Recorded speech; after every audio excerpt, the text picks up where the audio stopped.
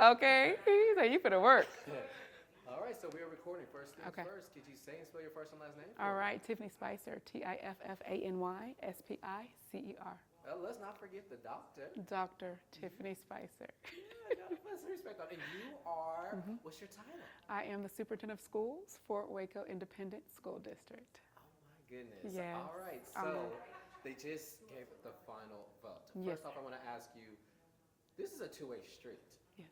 The district chose you, but you also have to choose the district. Absolutely. Why did you choose Waco? What brought you? There's so much life, vitality, passion, promise, a sense of community and pride in this community. And so I was checking Waco out for about 5 or 6 years, and when it came open, I was like, I'd be crazy not to even consider putting my name in. And then when I started going through the process and meeting the board, and I'm just walking around and kind of taking part in the community, I went to a couple of restaurants and went to some stores, and everybody was just like, nice. Like it's like a small hometown feel in a big city, right? And so it was just like the feel and the vibe, and I was just like, okay, I could be here, you know? So of course, yes, the board is interviewing you, but you're also interviewing them and interviewing the community, because this is where you're gonna like uproot and move your family and kind of stay and just make that commitment. And so just honored that they chose me, and honored that I accepted, and honored to be here to serve our students and our community. Now we know that Waco ISD is a large district, a beast of a district, and there's so many different, it's diverse. Yes. Racially, socioeconomically. How are you planning as superintendent to make sure that you serve the needs of all of those students and their families as well? Absolutely, very good question. I'm going to get out there and listen. A lot of times I think we make assumptions about people, communities, zip codes, right? And so for me, that's important to get out and listen. We're going to just share a community engagement plan that I wrote and shared with the board. And so that just says, literally, I'm going to be in the community, meeting people, our families, our guardians, meeting our students in the schools, meeting our parents and our teachers who are here, and even our business partners in our local community college and our college. There's lots of, I'll say, rich opportunities to bring everybody together for our students. And so for me, it's about listening and learning and then leading from there. And so don't make assumptions. Literally get out there, do the work, be your feet on the ground, and kind of learn what's going on, and then we'll make some decisions about the work we need to do from there. And I mean, I was going through your website, something that you said that you wanted to do, at least with your old district, your former district, is make sure that you build those community connections. Absolutely. And work with the school board. Is that something that you plan on doing here at Waco ISD? Absolutely. In education, we have what's called a team of 8. And so some districts have 7 board members, others have 9, but this particular one has 7. And so it's 7 plus me. And so we're a team of 8. And what that means is we have to work together to make sure we carry out the vision of the district and carry out the successes of the district. And so that is crucial. The way I see it is the board has to be in harmony, if you will, because what happens is the rest of the district falls in line with the board. So if we're in unity, in uniform, then everybody else falls in line. And so I want to make sure that we have that, and we have a very solid board who works together very well to ensure we're meeting all the needs of everyone in our, not just the district, but the community. And so that was another thing that kind of sold me, if you will. And so if we can just come together and make sure we keep that momentum, the sky's the limit for Waco ISD, but also Waco, Texas. And I mean, that's a big thing as a superintendent. You are over the future of the city, essentially, yes. Those who live in here. Yeah.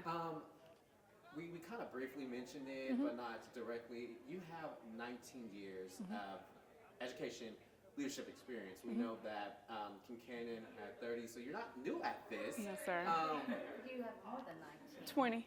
20? Yes. Oh, it's 20 now? Yes. Okay. Look. I was Okay. Look. I'm gonna let him make it. It's all good. Look, y'all. You do my research, plus people behind the scenes. I love it. You gotta do math. But yeah, I mean, you're not new at this. No, you've done this I think before. people, if you look at me, some people think I'm younger than I am. I'm a little bit older, maybe, and I have a little bit of wisdom. If you look closely, there's some gray hairs up in there, right? And so I've had the opportunity to work with districts from 50,000 students all the way down to 1,500. And so I think my experience with working in huge districts, suburban, urban, rural, right, has just lent itself to, I'll say, my strengths and pulling people together regardless of backgrounds or demographics or zip codes, but pulling people together for the common good of our students. And so that's what I aspire to do here. The work doesn't scare me, the size doesn't scare me, the diversity doesn't scare me. Like, that stuff intrigues me. So I'm just like, bring it, let's go to work, you know. And so we're gonna come together, we're gonna do some work. Will it be, I'll say some hard work sometimes, absolutely. But do our kids deserve that? Absolutely. And so my job is to make sure they get what they deserve. So when they do leave us, they leave us with options. And they can say, yes, I want to go to a 4-year. Yes, I want to go to a 2-year. I just want to go straight to work. I want to do this. Whatever they want to do, we've provided them with the tools to do that. But it's going to take not only us and the board and us and the staff. It's going to take our whole community to do that. And I mean, you're coming about 2 or 3 months already into the school year. Yes. I mean, what are you planning for the remainder of the school year? We already seen Waco ISD has so much construction going Yes, on. we The do. school's going to be opening up soon. Yes. I mean, what are you planning to carry out, at least for the remainder of the school year, from Kincannon's leadership to now yours? Okay, that's a great question. So for the first semester, for sure, I shared a community engagement plan with the Board of Trustees. And so we will be launching that and sharing that with the community. But in that, it just talks about my opportunities to go out and listen and get feedback with just different stakeholders. So I've had the opportunity to meet with board members already and parts of our leadership team. And some of the questions I asked are, who are key people in the community that I need to meet? Who are key people in the district that I need to meet? And so that's going to kind of dictate who I go and talk to and what I learn to kind of help form what we need to do. Now, we also have attendance boundaries coming up. We also have construction that's taking place. We also have kiddos in seats right now, right? And so my job is to, I'll say, multitask. That's what as a superintendent, that's what we do. It's never just one thing at a time. You're doing 50 million things at a time. Everything sometimes is urgent, but you have to kind of decide what takes priority then and now and what things can wait. So we're going to kind of look at the whole system, look at what's going on, look at the priorities, and see how we can, number one, take care of our kiddos first and then our staff, but also take care of the business that's going to move the system to where we want it to go. And then I want to ask, kind of, what is your long-term goals with the district? You know, when once you get settled in, you'll really learn the community, stuff like that. What are you really hoping to improve on with the district long term? Long term, to me, it's kind of simple. I want us to be the best. Whatever we put our hands to, the best. So if we're competing academically, right, and we have our state accountability system and even national systems, so think about our national merit semifinals and our scholars, I want us to be the best. So in order for that to happen, we have to do our part as educators and community to make sure our kids have the best experiences and opportunities to excel academically, to excel on the field. If they say, oh, hey, I want to play soccer, I want to play football, I want to play basketball, whatever they want to do, we want to make sure we do that. CTE programming, we have lots of pathways here in the district. So again, I want us to be the best. You know, there's opportunities to have national competitions. If you're in the nursing program, we have a program that goes all the way to Florida, right? So there's opportunities for us not to just be the best here in Waco, which we will be, but also how do we become the best in the nation? Our kiddos deserve that. And if that's not our goal, and that's not what we believe, it's kind of like, why are we here? So it's one of those like, nothing should be the limit but the sky. And so our kids should have that opportunity. And so it's our job to create those opportunities for them for it to take place.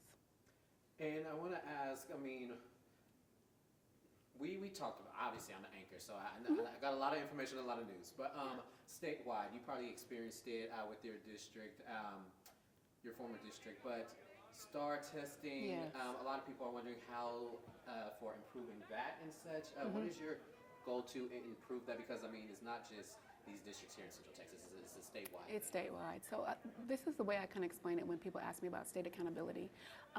We've had state accountability for years, okay? So I've been in education in Texas for 20 years, right? We've always had it. We didn't always have letter grades, right? So what we do and what I've currently done and what I've always done in my roles is we look at the data and we see how to move our kids and make sure they're experiencing growth. Whether we get a letter or not, and to me a letter doesn't define us because there's more to a student than just one test on one day, okay? So my belief is this: we educate our kiddos every day, but we have to make sure we provide the right experiences for them to be successful. So when they leave us and graduate from our system, they can achieve whatever they choose to achieve. And so to me, that's the standard, that's the model, and that's what we need to do regardless of what the lawsuits are saying and commissioner or TA, it is what it is. We have kiddos in seats right now. Our job is to educate them. Let the adults take care of the adult stuff. I get it. But right now, we got to take care of kiddos because they're in our seats right now. That's your number one priority, to take care of the kids? Absolutely. Absolutely. And then I want to ask, speaking of that, I guess building off of that, but school safety, that's Yes. always, I feel like, on the top of parents' minds, Absolutely. especially with things going on around the nation. Yes. I mean, Yes. how are you, within your power and role, going to make sure that these kids at Waco ISD are safe when they're in the classroom? One of the things I want to do, I've met with our police chief a little bit, but we're going to be meeting and just meeting with our team. We have mental health opportunities. We have SEL, which is social emotional learning opportunities, because sometimes people think safety is just like the physical sense, but there's different levels of safety, right? People want to have peace when they walk into a school. As a mother, right, I don't have school-age kiddos anymore, but I wanted to have peace when I sent them to their schools. And so we have to make sure that our students feel safe, our staff feel safe, and the parents, as they're sending their students, feel safe. So we have to look at our system, see what's working well, see what's not working well, and we need to modify those things. But we need to create that culture. And sometimes people don't also, I'll say they forget sometimes that our kiddos, they have a hand in that too, right? So how do we partner with them? How do we partner with our staff? How do you partner with our community to make sure that we're all working for a common goal to make sure everyone feels safe, valued, heard, appreciated? Because when those things are happening, you're going to look out for everybody, right? When you're walking down the hall, you're going to look out for the kiddo who's very shy, might not say anything, and somebody trying to, give them the side eye, right? You're going to look out because that's our culture that we've created. So we're going to have some conversations, and I have to learn what's working well, what's not. But we're going to make sure that's I'll say one of the first priorities, because that's important. You cannot learn if you don't feel safe, right? So. Very true. And I always tell people, I'm going to talk about good, bad, ugly. I want to ask,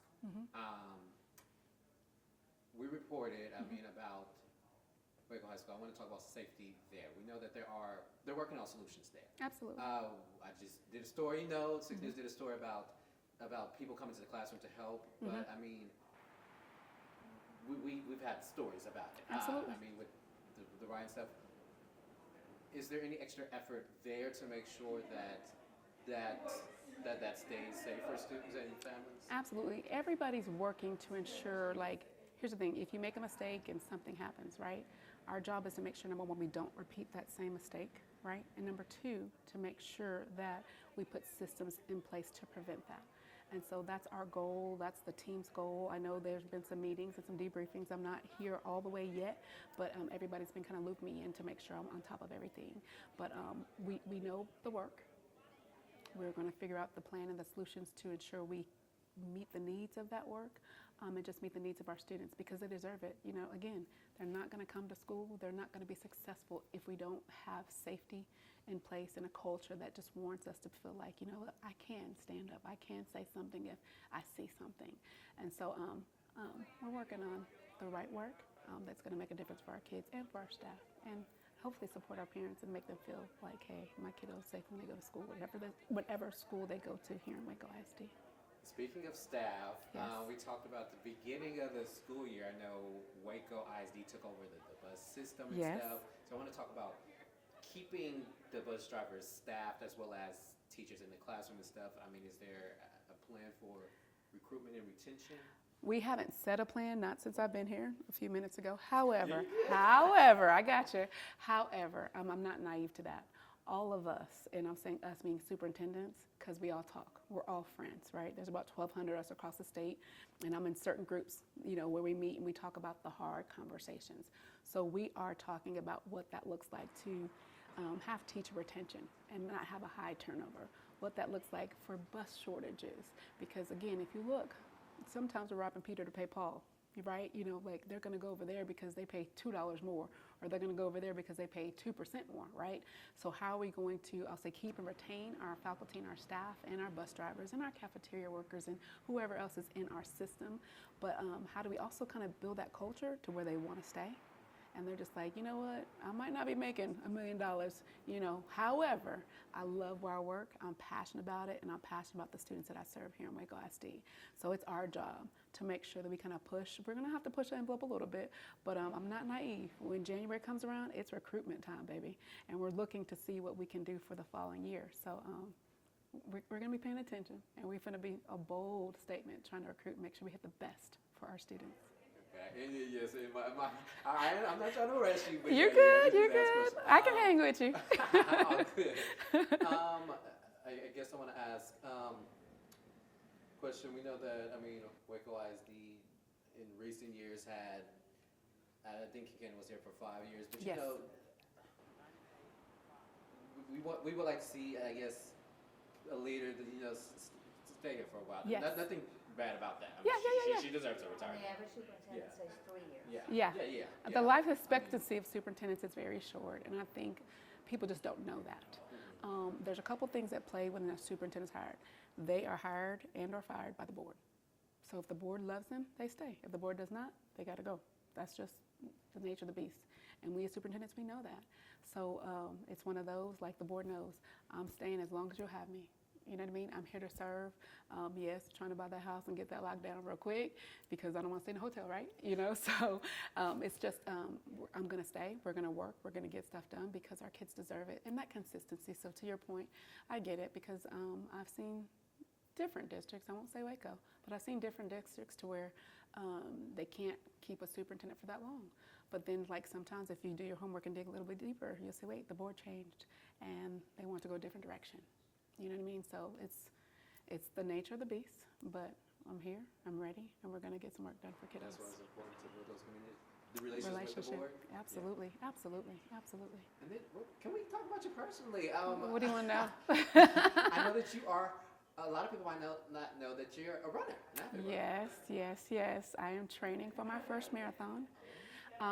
So like this past weekend, I ran 16 miles, the furthest rather that I've ever run. This week, tomorrow I have 10, and then next week I have 18. But I've been on my health journey because I wanted to make sure I took care of myself as I'm serving. One of the things I've learned in my career is educators, we give, but we don't take care of ourselves in the process, okay? And so with that, if you look, there's superintendents who have died on the job. Because they haven't taken care of themselves and they're always doing different things. And so about 5 or 6 years ago, I made a conscious effort. I'm going to take care of me so I can take care of you. And so that's why I work out about 6 times a week every morning before I come to work. And my mindset is this, simply, like if I can run these miles, if I can lift these weights before I get to work, I can take on anything. Because it's stressful when I work out. I'm sweating, and I'm like, woo! But if I can take care of me and get all that stress out, when I come to work, I'm like, let's go. And my team, and even here, they'll probably see, okay, she didn't work out. Something's up, right? But it's important that we take care of ourselves. And so even with my former district, I preached it, self-care. I said, you have to take care of yourself because we're giving and we're giving, not just to our kiddos. We're giving to each other, we're giving to our parents, we're giving to our community. And so you can't pour from an empty cup. And so that's important to me. And so on this exercise journey, I found that running had helped me shed some pounds. And so in the process is one of those, like, let's keep going. So I've done 5Ks, 10Ks, I've done half marathons. And so I was like, you know what? I think I'm going to do a marathon. Crazy enough. And so last spring, I signed up for it for this November. And so, I'm running and training. I'll be running a marathon, 26.2 miles, which is insane. But it's one of those, like, if I can prove to myself that I can do that, I can do anything. And so, am I trying to be number one and come in first? Absolutely not. This is a race for me, about me, my pace, my race. And so, just a little something that I do on the side before I come to work and on the weekends. So I do run. You must have been reading my blog, huh? I told you, I tried to do it. Now look, I'm messing up on that one question, but I told you I do my research. I love it. And your family was here. Yes. Your family, talk about being a mother. Tell us a little bit what about where you're from and your We family? military. I grew up military, so I say I'm from the United States. That's what I tell people. And depending on who I'm talking to, so if I'm talking to somebody from the East Coast, I'm from Virginia. If I'm talking to somebody from West Coast, I'm from California. If I'm talking to somebody from the South, I'm from Texas, because that's the places I've lived, and also New Mexico. And so we moved a lot growing up. But I came back to school to go to UT. And I went to undergrad there, Texas State for a master's, and my doctorate is from A&M. So I'm a house within myself divided, if you will. People laugh at that, but I am. But yeah, I have two beautiful young daughters they're grown, I guess, but they're still my babies. One's an educator and one's a business manager, and so a business major rather. She just graduated in May, and so those are my girls. We're the Spice Girls. And we do everything together, and it's been an awesome ride, and I can't believe they're grown, because I feel like I haven't aged, right? But they have. Okay, one last question. Okay. You being chosen for the district as a new superintendent, Yes. I mean, what does that mean for you to be chosen out of all the applicants and you to be the one? Just humbled. It's one, and honestly, when I got the call that night, me and my daughter, we were just like, okay, we're just going to go to bed and we'll see what happens and go from there. And the phone rang, and I said, what? Me? Like, because like you hope for that, but when it happens, it's a surreal experience. And so to say again that I'm excited is truly an understatement. I'm humbled and I'm grateful. And so with that responsibility comes a lot of work. And so I don't take that lightly, but I'm excited about the work we're gonna do and the work we get to do for our kiddos. And so it's like real now. The 21 days was a very long process. I was like, is it really gonna happen? And now it's here. And so it's like, it's game time. So we're ready. But again, humbled is that's the word that keeps coming to mind. But thankful for the opportunity. Thank you so much.